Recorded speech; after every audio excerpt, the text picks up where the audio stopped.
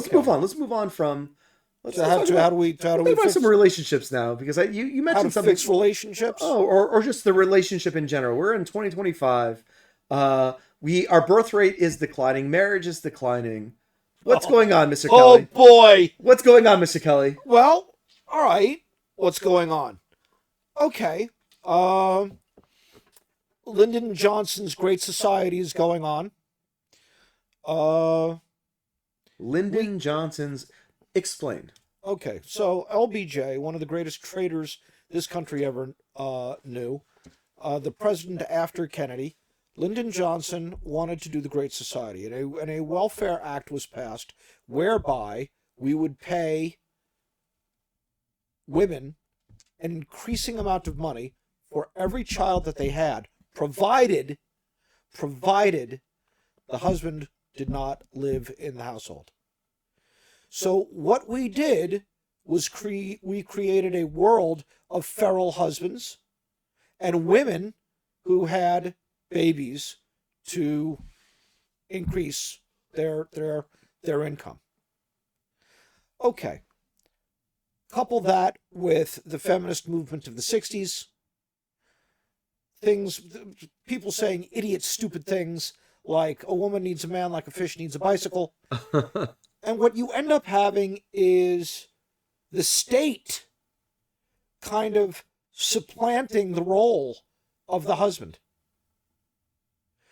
And what we've done in the past 40 years in this country is we have lampooned men.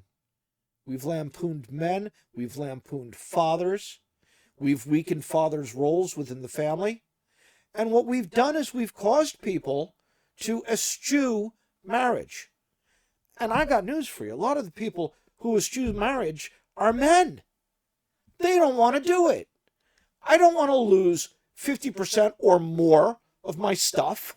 I don't want to necessarily be held to the capricious whim of some woman who can sick the police on me at any time. I don't want to be a barely part-time father in the lives of my children.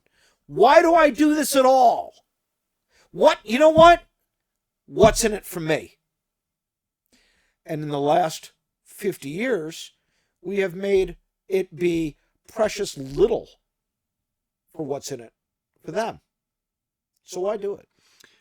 I have a question, and this might sound a little controversial, but you did bring up kind of like, the guy's perspective just a little bit, not too much, and Sure. and I don't mind delving in from the woman's perspective and guy. But Have you ever heard of hoflation? Hoflation? No, please elucidate.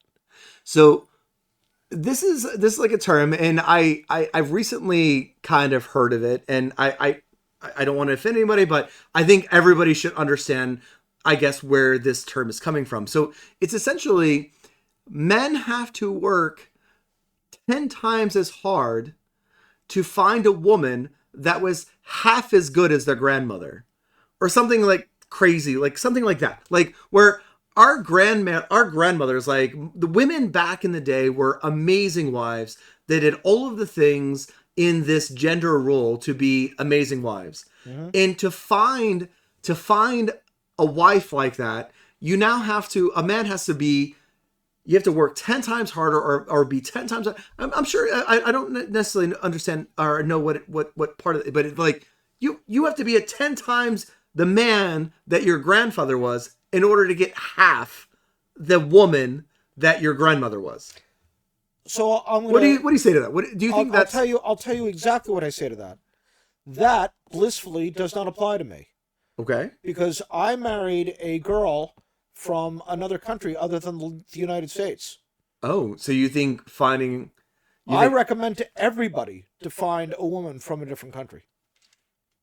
That is the first thing. And I'll tell you exactly what my criteria was. Because I found, and this is not an advertisement for eHarmony, but eHarmony is a great website. But so then you're saying immigration is good.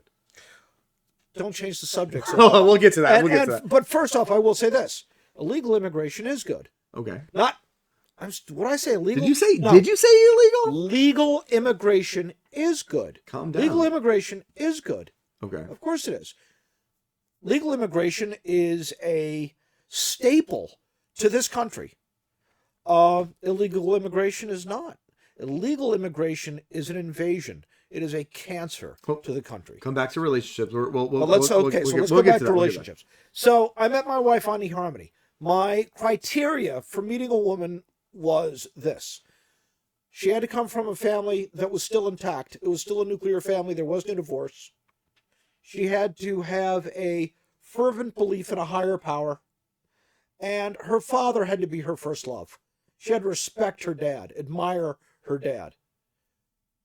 That's why I found as my wife. I've been with her now for 11 years. I would marry her again tomorrow. Tomorrow. But what would you say to the younger the 20 and 25-year-olds in this generation? I would say the same thing. You think men should just marry overseas, and what do the women do? That's not the issue. We're talking what do we do for men? That's not the issue. Okay. What should women do? I'll tell you what women should do. Value your partner. Value your roles, your traditional roles. Right? Let me tell you something. Women were imbued by God with the ability to gestate life, carry life, feed life, bring that new life into the world. That is the purview of a woman. No man has ever done that. No man ever will do that. No man will ever do that. That is exclusively the purview of the woman. Point taken. Okay. So you want to say it again? No, I think I'd like to, but Okay. I want to make sure that I'm clear about that. I see that. That does not mean that God did not imbue man with a sense of creation. He did. But where does our sense of creation come from? What we build, how we provide, how we care for, how we protect. A man that does not want to get out there and provide, to build, to create, he has to examine why he isn't, what he's missing. Because there's a building block in him that's missing. Both genders create. They just do it differently. Okay. So we need values? Of course we need values. I'm trying to understand, how do we fix our dating? How do we get young people now to date, to procreate, I guess? I don't like to say marriage, because I have a different take on marriage, and we can talk about it another time, but I understand that you like your idea is marriage, right? You think everybody should get married. I think everybody should be partnered up. I think that people who go through life alone have a shorter life, a much less happy life, a much less healthy life. We're like wolves. We're pack animals. We need the society. So I like to see people partnered up. Well, I would love to see what any of our followers would have to say about that. So you guys can leave a comment in below, and maybe we'll talk about that on our next podcast. Sure. I think that would be great. It'd be cool to kind of talk about that again, because family law and families in general, and segueing, how do we fix that?